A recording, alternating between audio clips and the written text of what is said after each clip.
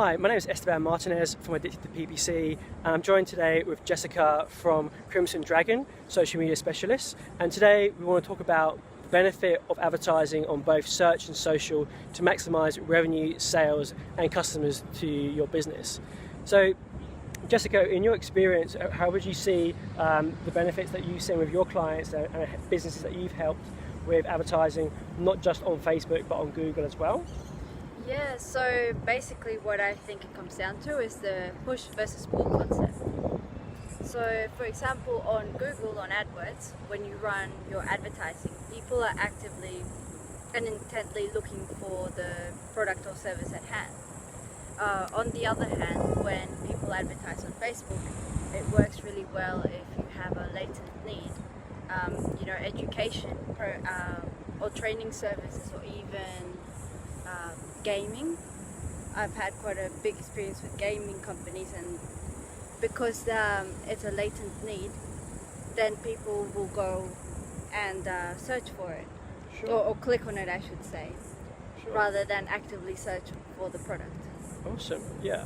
I totally agree with that, and in addition, I think there's been recent studies saying that customers need to see a brand or advert at least 7 times to kind of recall, remember.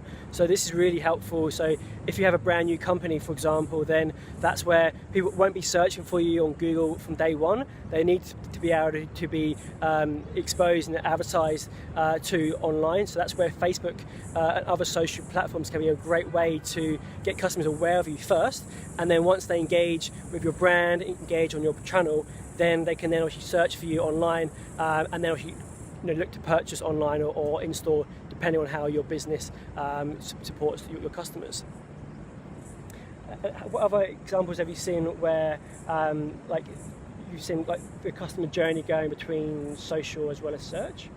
Yeah, I've seen customer journeys where people first go for click on social on Facebook as an awareness piece.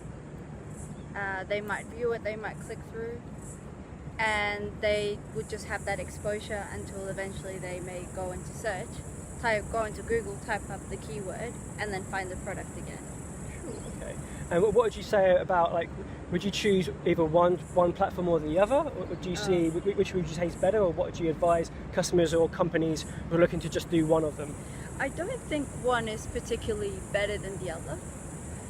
I think they can work together, and there are Facebook will work better in some industries and Google will tend to work better in others. So for example, if you're a plumber or an electrician, or you're selling washing machines, for example, you wouldn't really be putting that on Facebook, because when you are searching for or when the customer searches for those products, there is quite a bit of intent in the purchase, so people are specifically looking for something. Okay. Therefore, those industries tend to do better with Google AdWords. However, I've seen, for example, education do really well, because it doesn't come into people's minds that they want to study art or science. Or learn another language. Or learn another language, or even what I've had experience in is drones, flying drones. So that's not really on the top of people's minds. So that's where Facebook has worked better, because I suppose it pushes the concept onto the user, and then it intrigues them to make a further action, click through to the page and sign up for more information.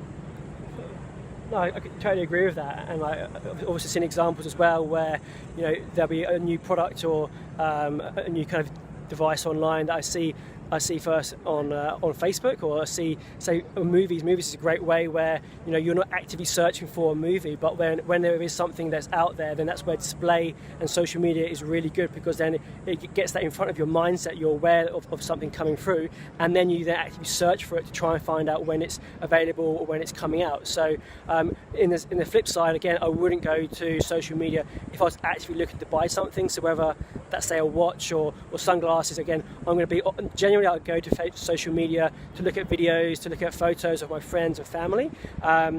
Again, when there are adverts that are interested with my interest, then that's where I'm more interested to click on them, find out more about those brands. But then once I've discovered a new product or a new company, then I'll then go to Google and search for them and I'll look to purchase them if and when I'm ready. Yeah, I totally agree with you. I think, like you said, people are looking at what their friends and family are up to on Facebook, so they're not actively searching for something, but rather they'd want to have a concept introduced to them.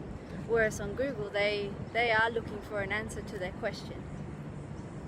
So yeah, that's where I see the massive difference. And you can have the same, you can have the same product, but it's important to be mindful of what people are doing in the platform, how they're hanging out online, and how you can communicate that message to get that action that you desire. Awesome. No, thanks. Well, that's it for now. So yeah, thank you very much, Jessica from Crimson Dragon. Check out her link down below to find out more about social media and how you can also use social and search together to get more sales and revenue for your business. She's also written a great article on her blog that I'll send in the link below. So thanks for now, and we'll join you in the next one.